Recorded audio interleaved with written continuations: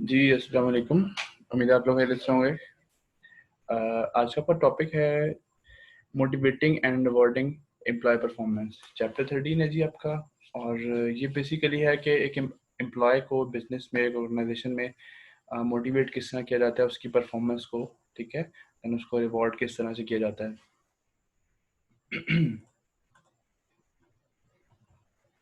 तो सबसे पहले जी एम्प्लॉय एंगेजमेंट। तो एम्प्लॉय एंगेजमेंट बेसिकली ये होती है कि जब एक एम्प्लॉय एक ऑर्गेनाइजेशन में रह रहा होता है, वहाँ पर उसके जितने भी लिंक्स होते हैं कि उससे मिलना जुलना, ठीक है, वहाँ पर मौजूद काम करना, उसका क्या काम है, वो ऑर्गेनाइजेशन को कितना बेहतर तरीके से समझता है, ठीक है, वो अपना क्या किरदार समझता है उसके ऑर्गेनाइजेशन के विजन में, ठीक है, देन वो ऑर्गेनाइजेशन के रिसोर्स का यूज़ करते हुए काम करता है। तो ये ओवरऑल जो ये चीज़ होती है इसे कहते हैं हम एम्प्लॉय एंगेजमेंट, ठीक है। बाय डेफिनेशन क्या जी, employ emotional and cognitive motivation. Emotional motivation, cognitive cognitive mean जो आपकी लर्निंग से, एक्सपीरियंस से हासिल होती है। बेसिकली एम्प्लॉय एंगेजमेंट की आपकी एक मोटिवेशन है, ठीक है। देन आपकी परसीव्ड एबिलिटी कि आप अपने आप को कितना काबिल समझते हैं एक काम करने के लिए, यानी कि ऑर्गेनाइजेशन में जो आपको टास्क दिया गया है उसके लिए अपने आप को कितना काबिल समझते हैं, ठीक है। देन आप ऑर्गेनाइजेशन के विजन को कितना बेहतर तरीके से अंडरस्टैंड करते हैं, ठीक है, और अपना क्या रोल समझते हैं, क्या किरदार समझते हैं उस विजन में कि आपने वहाँ पर क्या काम करना है, ठीक है। Then they believe that they have been given the resources to get that job done. Then आपको जो resources दिए जाएंगे उनका यकीन होता है कि हमें resources दिए गए हैं कि हम अपना टास्क को कंप्लीट कर सकें, अपनी जॉब को पूरा कर सकें। तो ये सारे के सारा जो प्रोसेस होता है, सारे के सारे जो ये फैक्टर्स होती हैं आपके एम्प्लॉय एंगेजमेंट कहलाते हैं, ठीक है। अब क्योंकि चैप्टर बेसिकली मोटिवेशन से रिलेटेड है, तो सबसे पहले आपका आता है Mars model of individual behaviour and results के। ये टॉपिक है जी कि इंडिविजुअल बिहेवियर कैसे बनाया जाता है, जनरेट किया जाता है, और उसे किस तरह के रिजल्ट्स बेसिकली अचीव हो सकते हैं।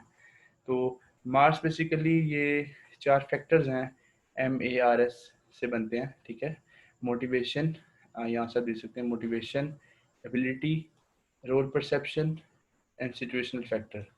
तो मार्स मॉडल बेसिकली वो फैक्टर बताता है जो एक एम्प्लॉय को उसका जो वॉलंटियर बिहेवियर होता है, ठीक है, उसको इन्फ्लुएंस करते हैं। यानी कि इन जब ये फैक्टर, जब एक एम्प्लॉय मोटिवेट होगा, उसमें एबिलिटी होगी, रोल परसेप्शन होगी, सिचुएशन फैक्टर होगा, तो उसके अंदर एक क्या होगा, उसके अंदर एक वॉलंटरी बिहेवियर जनरेट होगा, यानी कि वो खुद से उस काम को करना चाहेगा, वो खुद से चाहेगा कि यार मैं ये काम कर लूँ, ठीक है, वो अपनी फ्री विल शो करेगा कि हाँ मैं ये काम करना चाहता हूँ।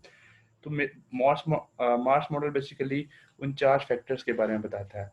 तो फर्स्ट वन आपका फैक्टर जी मोटिवेशन। मोटिवेशन क्या है? The force within a person that affects his और her direction, intensity and persistence of voluntary behaviour. कि मोटिवेशन बेसिकली वो फोर्स है, ठीक है, जो एक इंसान के अंदर पैदा होती है, जो उसको एक डायरेक्शन बताती है कि उसने किस डायरेक्शन में काम करना है, कितनी इंटेंसिटी से, कितनी पावर से, कितनी लगन से काम करना है, देन उसको कितना परसिस्टेंट होकर काम करना है, यानी कि कितना कॉन्टिन्यूसली उस काम के पीछे लग रहा है ना, जब तक वो काम, वो टास्क, वो आपकी जॉब कंप्लीट नहीं हो जाती, ठीक है। तो यहाँ पर लिखा हुआ है मोटिवेशन में बेसिकली 3 चीज़ें होती हैं, डायरेक्शन, इंटेंसिटी एंड परसिस्टेंस। तो फर्स्ट फैक्टर तो आपका होता है जी मोटिवेशन, जो कि इन्फ्लुएंस करता है आपके इंडिविजुअल बिहेवियर को, ठीक है, जो आपके इंडिविजुअल बिहेवियर को इन्फ्लुएंस करता है, वॉलंटरी बिहेवियर को इन्फ्लुएंस करता है। जब आप मोटिवेटेड होंगे, ठीक है, तो आप क्या करेंगे, आप वॉलंटरी काम करना चाहेंगे। आपकी जब हौसला अफजाई होगी, मोटिवेशन बेसिकली हौसला अफजाई होती है, जब आपकी मोटिवेशन होगी, आप मोटिवेट होंगे, तो आप खुद से काम करना चाहेंगे, आपको डायरेक्शन मिलेगी। डायरेक्शन क्या होती है जी, कि आपने किस डायरेक्शन में काम करना है, किस डायरेक्शन में अपनी फोर्स पुट करनी है, ठीक है। देन इंटेंसिटी, कि कितनी amount of struggle, amount of power आपने, अमाउंट ऑफ एनर्जी आपने पुट करनी है अपने इस टास्क के लिए, गोल्स अचीव करने के लिए, ठीक है। देन परसिस्टेंस क्या होती है, इंटेंसिटी, देन परसिस्टेंस क्या होती है basically continuing the effort for a certain amount of time, कि कितने टाइम तक आपने कॉन्टिन्यूसली ये काम आपने करना है, ठीक है। लेट्स से आप चाहते हैं जी कि मैंने पोजीशन लेनी है, मैंने अपने सेमेस्टर में पोजीशन लेनी है, तो अगर आप मोटिवेटेड होंगे तो उसमें आपको 3 चीज़ें होंगी। तो आपको डायरेक्शन मिलेगी। डायरेक्शन मीन आपको पता है कि मैंने अगर पोजीशन लेने तो मुझे ये काम करना पड़ेगा, मुझे असाइनमेंट्स करनी पड़ेंगी, मुझे क्विज़ेस करने पड़ेंगे। बेसिकली आपको डायरेक्शन मिल रही है, ठीक है। देन इंटेंसिटी, जब आपने पोजीशन लेनी है तो आप में इंटेंसली आप काम करेंगे, आप उसमें ज़्यादा मेहनत करेंगे। देन कॉन्टीन्यूसली जब तक आप उसको अचीव नहीं कर लेते आप उसको स्ट्रगल करते रहेंगे। तो ये बेसिकली होती है मोटिवेशन। तो पहला फैक्टर मोटिवेशन, ठीक है जी। दूसरा होता है जी आपका एबिलिटी। एबिलिटी ये होता है कि आप कितना एक काम को करने के एबल हैं, आपका नेचुरल एप्टीट्यूड क्या है, ठीक है। यानी कि नेचुरली आप में कौन कौन सी एबिलिटीज़ हैं। देन आपने कौन सी चीज़ें लर्न एबिलिटीज़ हैं, यानी कि जो आपने एबिलिटीज़ सीखी हैं, कैपेबिलिटीज़ आपने सीखी हैं जो आपने लर्न की हैं अपनी लाइफ से, अपनी एजुकेशन से, क्वालिफिकेशन से, ठीक है। तो आप कितना उस चीज़ के लिए एबल हैं। तो जब आप एक चीज़ के लिए एबल होते हैं तो आपका बिहेवियर अच्छा होता है उसके बारे में, और आप उसमें ज़्यादा स्ट्रगल करते बेहतर रिजल्ट लेकर आते हैं। तो ये 2 फैक्टर हो गए जो एम्प्लॉय के बिहेवियर को इन्फ्लुएंस करते हैं, एबिलिटी, मोटिवेशन, ठीक है। देन थर्ड वन क्या होता है जी, रोल परसेप्शन। रोल परसेप्शन का मतलब होता है कि आपका उस ऑर्गेनाइजेशन में किरदार क्या है। अगर देखें अगर एक एम्प्लॉय को रोल परसेप्शन उसकी क्लियर हो जाए कि उसका एक ऑर्गेनाइजेशन में क्या किरदार है। अगर आप अपनी फैमिली के में बात करें तो आपके पेरेंट्स को लेट से पता होता है कि यार हमारा ये रोल है, हमारा ये किरदार है इस फैमिली के लिए, हमने कमाना है, इनको बच्चों को पढ़ाना है, खिलाना है, ठीक है। तो जब उनकी रोल परसेप्शन क्लियर हो जाती है तो उस उनका एक बिहेवियर जनरेट होता है जिसमें वो एफर्ट करते हैं अपने गोल्स को अचीव करने में, यानी कि जो भी वो चाह रहे होते हैं उसका पूरा करने में एफर्ट अपनी क्रिएट करते हैं, ठीक है जी। 3 फैक्टर हो गए। Fourth one is situational factor. आप अगर आप में एबिलिटी भी है, आप मोटिवेटेड भी हैं, आपके रोल परसेप्शन भी क्लियर है, इन सब के बावजूद जो एक फैक्टर इशू क्रिएट कर सकता है वो होता है सिचुएशनल फैक्टर, कि सिचुएशन बेसिकली किस तरह की है, ठीक है जी। अब कुछ सिचुएशंस होती हैं जो लेट्स से जो आपके कंट्रोल में नहीं होती, और कुछ सिचुएशंस होती हैं जो आपके कंट्रोल में होती हैं। लेट्स से अगर आप बिजनेस कर रहे हैं, ठीक है, तो कौन सी सिचुएशन आपके कंट्रोल में नहीं हो सकती। लेट्स से कंज्यूमर प्रेफरेंसेस, के कंज्यूमर क्या प्रेफर करेगा, इकोनॉमिक कंडीशन क्या, ये चीज़ आपके कंट्रोल में नहीं है, तो ये भी सिचुएशनल फैक्टर होता है। लेकिन कुछ सिचुएशंस ऐसी होती हैं जो आपके कंट्रोल में होती हैं, ठीक है। वो कौन सी हो सकती हैं, लेट्स से कितना टाइम आपके अवेलेबल है, कितने लोग आपके पास अवेलेबल हैं काम करने के लिए, बजट कितना है, ठीक है, फिजिकल वर्क फैसिलिटीज़ किस तरह की हैं, ये आपका सिचुएशनल फैक्टर है जो आपके कंट्रोल में होते हैं। तो अगर ये आपके लिए फेवरेबल होंगे या आप इनको अच्छी तरह से कंट्रोल कर लेंगे तो आप में आपके एम्प्लॉयज़ में एक अच्छा बिहेवियर आपका क्रिएट होगा, ठीक है, अच्छा बिहेवियर जनरेट होगा जिसकी वजह से वो बेहतर परफॉर्म कर सकेंगे, ठीक है जी। तो ये आपका हो गया जी मार्स मॉडल, जिसमें चारों फैक्टर का बता दिया कि वो किस तरह से बिहेवियर पे इन्फ्लुएंस करते हैं, देन बेहतर रिजल्ट जो जनरेट करते हैं। अब है जी, अब सिर्फ मोटिवेशन से रिलेटेड है कि मोटिवेशन जो होती है एम्प्लॉय को मोटिवेट करना वो एक 3 पार्ट प्रोसेस है। अब वो 3 पार्ट प्रोसेस क्या है, एक पार्ट तो जी आपका ड्राइव एंड नीड्स के बारे में, ठीक है जी। एक पार्ट है आपका गोल्स। ये थोड़ी सी ब्लर है पिक्चर, बेसिकली मैंने बुक से ली है, मैं आपको बता देता हूँ। दिस इज एक्सपेक्टेशंस, ठीक है, goals, expectations and feedback. Third one is 3 part process है बेसिकली ये। थर्ड पार्ट क्या है, एक्सट्रिंसिक एंड इंट्रिंसिक रिवॉर्ड्स। तो अभी हम वन बाय वन देखेंगे कि हर एक पार्ट क्या है, ड्राइव्स एंड नीड्स क्या, किस तरह से आपकी मोटिवेशन क्रिएट करता है, गोल्स, एक्सपेक्टेशंस, फीडबैक कैसे मोटिवेशन क्रिएट करता है, देन एक्सट्रिंसिक और इंट्रिंसिक रिवॉर्ड किस तरह से मोटिवेशन क्रिएट करते हैं। मोटिवेशन होती क्या है, जो आपको डायरेक्शन देती है, ठीक है, कि आपने क्या काम करना है, कितनी इंटेंसिटी से कितनी स्ट्रगल करना है, कितना कॉन्टीन्यूसली काम करना है। जब आप में मोटिवेशन इन तीनों फैक्टर की वजह से क्रिएट होगी तो उससे क्या होगा, एम्प्लॉय का अच्छा बिहेवियर जनरेट होगा, क्रिएट होगा, और वो बेहतर रिजल्ट परफॉर्म करेगा, ठीक है जी। अब हम देखते हैं one by one in factors को। फर्स्ट वन है जी ड्राइव्स एंड नीड्स के बारे में, कि आप मोटिवेशन को मैनेज कर रहे हो किसके थ्रू, ड्राइव्स के थ्रू एंड नीड्स के थ्रू। अब ड्राइव्स क्या होती हैं, ड्राइव्स बेसिकली आप कह सकते हैं कि नेचुरल टेंडेंसीज होती हैं, कि नेचुरली एक बंदे को क्या चाहिए, ठीक है। अब ड्राइव्स जो होती हैं वो हर एक के लिए सेम होती हैं, ठीक है। लाइक ड्राइव टू एक्वायर, हर एक बंदा चाहता है कि वो कुछ ना कुछ एक्वायर करे, ठीक है। हर बंदे में ये उसकी एक स्पेशल नीड होती है जिसे हम ड्राइव कहते हैं, लेकिन ये नेचुरल होती है जो कि हर इंसान में है। ड्राइव टू एक्वायर, ठीक है, कुछ हासिल करने की drive, let's drive to learn, कुछ सीखने की ड्राइव, ठीक है। ड्राइव टू डिफेंड, आपका कोई मसला होता है, कोई भी आपका इशू क्रिएट होता है, तो आप सबसे पहले डिफेंड करते हैं। हर एक बंदा इसको डिफेंड करता है, ठीक है। चाहे वो किसी भी कल्चर से बिलोंग करता हो, किसी भी सोसाइटी से, किसी भी कंट्री से बिलोंग करता हो, वो डिफेंड करता है, ठीक है। तो कुछ चीज़ें तो होती है नेचुरल, कुछ होती हैं आपकी नीड्स जो कि कॉन्शियस डेफिशिएंसी होती हैं। कॉन्शियसली आप माइंड में आपको पता था कि यार मेरे में ये कमी है, लट से मुझे गाड़ी चाहिए, मुझे खाना चाहिए, मुझे अच्छी जगह काम करने की चाहिए, ठीक है। ये आपकी कॉन्शियस नीड्स होती हैं, ये हर किसी की डिफरेंट हो सकती हैं। लट से किसने क्या खाना है, किसने क्या पहनना है, किसने क्या ओढ़ना है, कि किसी ने किस तरह की जॉब वो प्रेफर करता है।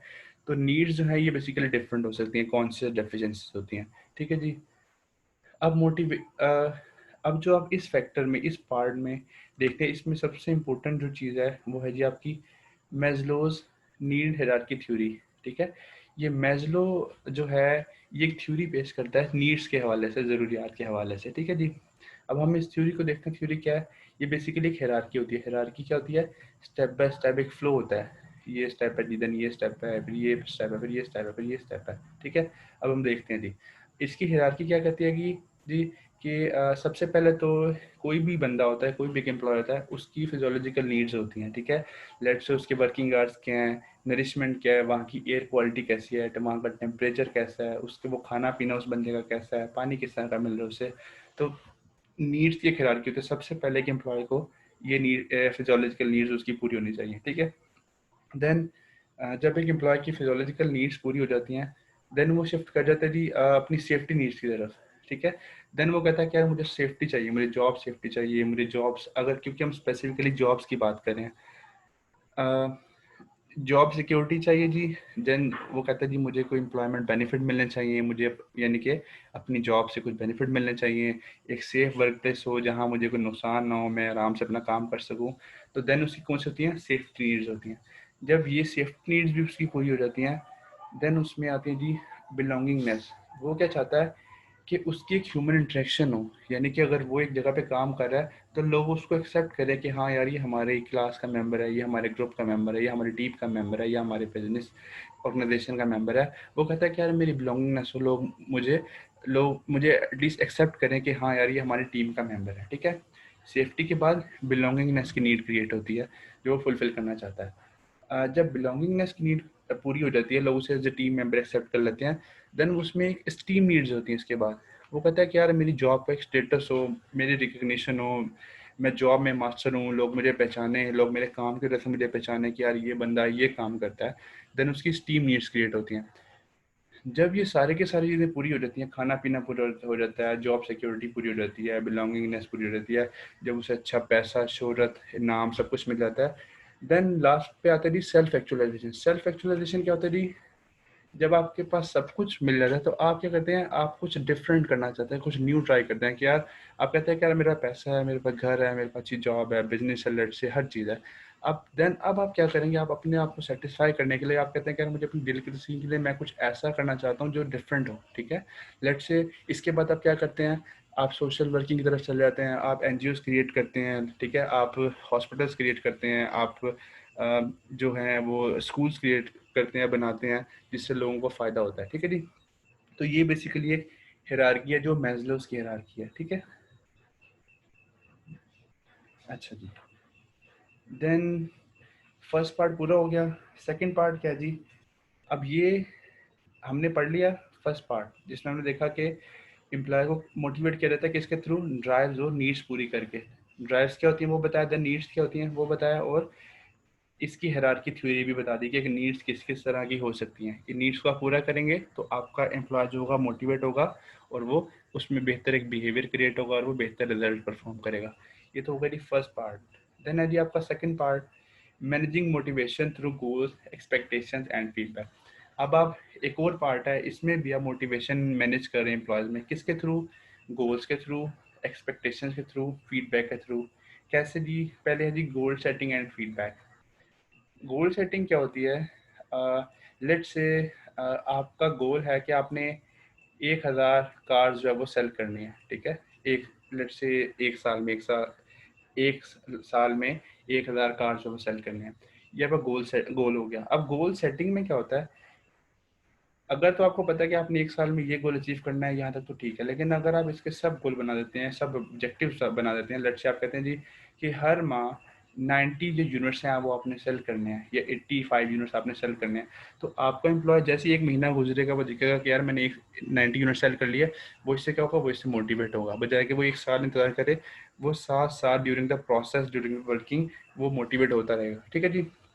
तो इसमें गोल सेटिंग में बेसिकली आप क्या करते हैं, आप परफॉर्मेंस ऑब्जेक्टिव्स जो है वो बना देते हैं, ठीक है, ताकि एम्प्लॉय जो है उसकी बेस पे वो मोटिवेट होता रहे। देन जब वो ये काम कर लेता है, अब उसको ज़रूरत होती है फीडबैक की। अगर आप उसको फीडबैक दे देते हैं एज ए मैनेजर या एज एन ऑनर, ठीक है, आप कहते हैं कि यार आप अच्छा काम कर रहे हैं, आप अपना ऑब्जेक्टिव को अचीव कर रहे हैं, आप बेहतर परफॉर्म करें हमारी कंपनी में, तो इससे क्या होगा, उसे फीडबैक मिलेगा और इसकी वजह से भी वो मोटिवेट होगा। ठीक है जी। तो ये तो हो गया आपका गोल्स की वजह से और फीडबैक के थ्रू आप मोटिवेट करें। अब यदि एक्सपेक्टेशन से कैसे बंदा मोटिवेट होता है, अगर आप एक जनरली सोचें, अगर आप एक चीज़ एक्सपेक्ट कर रहे होते हैं, लेट्स से आप एक्सपेक्ट कर रहे हैं कि यार मेरी पोजीशन लेट्स से आ जाएगी, यार मैं मेहनत कर रहा हूँ मेरी पोजीशन आ जाएगी, तो इस एक्सपेक्टेशन से आपको मज़ीद मोटिवेशन मिलती है। आप कहते हैं कि हाँ यार मैं ये कर सकता हूँ, ठीक है, मैं ये कर सकता हूँ, मैं पोजीशन ले सकता हूँ, मैं बेहतर पढ़ रहा हूँ, बेहतर मैं अपने क्विज़ेज या असाइनमेंट्स वगैरह दे रहा हूँ। तो आप में इस एक्सपेक्टेशन की वजह से, एक्सपेक्टेशन होता है उम्मीद, ठीक है, आप क्या एक्सपेक्ट कर रहे हैं, तो इन एक्सपेक्टेशन की वजह से भी आप मोटिवेट होते हैं। तो जब आप एक्सपेक्टेशन की वजह से मोटिवेट होते हैं, आप में एक बिहेवियर जनरेट होता है जिसकी वजह से आप ज़्यादा कोशिश करते हैं, ज़्यादा एफर्ट लगाते हैं और बेहतर रिजल्ट आपके पास आते हैं। अब जो ये एफर्ट होती है इसके बेसिकली 3 लेवल होते हैं, ठीक है। And individual effort level depends on 3 factors. Individual की जो एफर्ट होती है, ठीक है, एफर्ट लेवल तक कि उसने कितनी एफर्ट करनी है, वो 3 फैक्टर पर डिपेंड कर रही होती है। ठीक है जी। फर्स्ट फैक्टर आपका एफर्ट टू परफॉर्मेंस एक्सपेक्टेशंस, ये आपकी एक्सपेक्टेशंस हैं कैसी, कि एक्सपेक्टेशन से परफॉर्मेंस के, अगर सॉरी, एफर्ट से परफॉर्मेंस की एक्सपेक्टेशन, यानी कि अगर आप एफर्ट करेंगे, एफर्ट पुट करेंगे, मेहनत करेंगे, तो आप एक बेहतर परफॉर्मेंस अचीव कर सकेंगे। तो जब आप एफर्ट टू परफॉर्मेंस लेवल में क्या होता है, आपको पता होता है कि अगर मैं एफर्ट करूंगा तो मैं अच्छी परफॉर्मेंस दे सकूंगा, तो इस एक्सपेक्टेशन की बेस पे आप में एक मोटिवेशन जनरेट होती है। ये होती है आपकी एक्सपेक्टेशन टू परफॉर्मेंस एक्सपेक्टेशन, ठीक है जी, sorry, effort to performance expectation. Then effort to performance के बाद परफॉर्मेंस टू आउटकम, यहाँ से आप देख सकते हैं पहले एफर्ट आती है, performance, then outcome.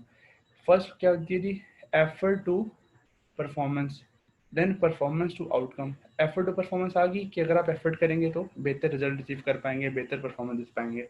Then performance to outcome, जब आप बेहतर परफॉर्म कर रहे हैं तो आप उससे बेहतर जो आउटकम है उसको एक्सपेक्ट करेंगे। आप कहेंगे कि यार मेरी परफॉर्मेंस अच्छी है, मेरे वीकली गोल्स अचीव हो रहे हैं, मेरे मंथली गोल्स अचीव हो रहे हैं, तो मेरी जो आउटकम आएगी वो बेहतर आउटकम आएगी। तो इसकी बेस पे, इस एक्सपेक्टेशन की बेस पे भी आप में मोटिवेशन क्रिएट होती है। देन जो आपकी आउटकम होती है, आउटकम इटसेल्फ, उस आउटकम की बेस पे भी आपकी जो है वो मोटिवेशन जनरेट होती है। ये मोटिवेशन आपके अंदर क्रिएट होती है कि आउटकम किस तरह की आ रही है, पॉजिटिव आ रही है, नेगेटिव आ रही है, ठीक है जी।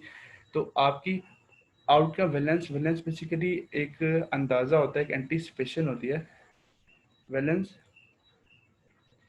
इज द एंटीसिपेटेड सेटिस्फैक्शन और डिससेटिस्फैक्शन, एक अंदाज़ा है कि आप कितना सेटिस्फाई या डिससेटिस्फाई होंगे अपने आउटकम से, ठीक है। तो इसके थ्रू भी अगर आप देखते हैं कि यार मेरी आउटकम अच्छी निकलेगी, पॉजिटिव निकलेगी, ठीक है, तो इससे क्या होगा, आप सेटिस्फाई होंगे।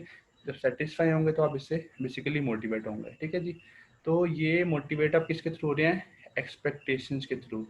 ये आपका हो गया जी सेकंड पार्ट, ठीक है। अब आते हैं जी थर्ड पार्ट की तरफ। थर्ड पार्ट क्या है, इसमें भी आप मोटिवेट कर रहे हैं, क्योंकि ये बेसिकली क्या है, 3 पार्ट प्रोसेस है, किसके लिए, मोटिवेशन के लिए। थर्ड पार्ट में बेसिकली क्या होता है, एम्प्लॉयज़ को मोटिवेट कर रहे हो रिवॉर्ड्स देकर। रिवॉर्ड्स कौन से हैं जी, एक्सट्रिंसिक रिवॉर्ड और इंट्रिंसिक रिवॉर्ड।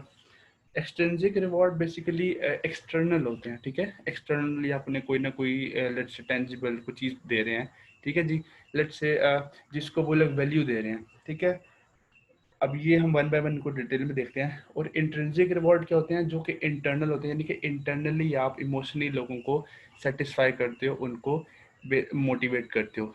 अब ये कौन से रिवॉर्ड होते हैं, पहले हम देखते हैं जी एक्सट्रिंसिक रिवॉर्ड या एक्सटर्नल रिवॉर्ड कौन से होते हैं। अब ये बेसिक आप कह सकते हैं जी मेंबरशिप बेस्ड या सीनियरिटी बेस्ड रिवॉर्ड्स होते हैं कि आपने अगर मेंबरशिप लेंगे आप हमारे ऑर्गेनाइजेशन की, या लेट्स से आप सीनियरिटी बेस्ड होते हैं, आप सीनियर होंगे तो आपको रिवॉर्ड दिया जाएगा, तो ये एक्सट्रिंसिक रिवॉर्ड है, ठीक है, जब मेंबरशिप या सीनियरिटी बेस्ड पर रिवॉर्ड दिया जा रहा है। Then job status based reward, job status यानी कि जैसी जॉब होगी उसके मुताबिक रिवॉर्ड दिया जाएगा, जैसे जैसे जॉब बेहतर होती जाएगी आपका रिवॉर्ड जो है वो बेहतर होता जाएगा, ये भी एक्सट्रिंसिक रिवॉर्ड है।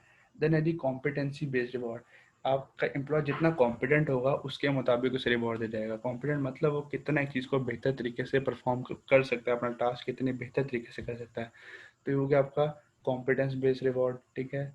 देन यदि आपका परफॉर्मेंस बेस्ड रिवॉर्ड होते हैं जो आपकी परफॉर्मेंस पे बेस कर देते हैं, हर बंदे की परफॉर्मेंस पे, ठीक है। पी स्टेट सिस्टम होता है जी, system that reward employ based on number of unit produce, कि कितना बेहतर यूनिट या कितनी आउटपुट प्रोड्यूस कर रहा है उसके मुताबिक जो है आपको रिवॉर्ड दिए जा रहे हैं, इसे कहते हैं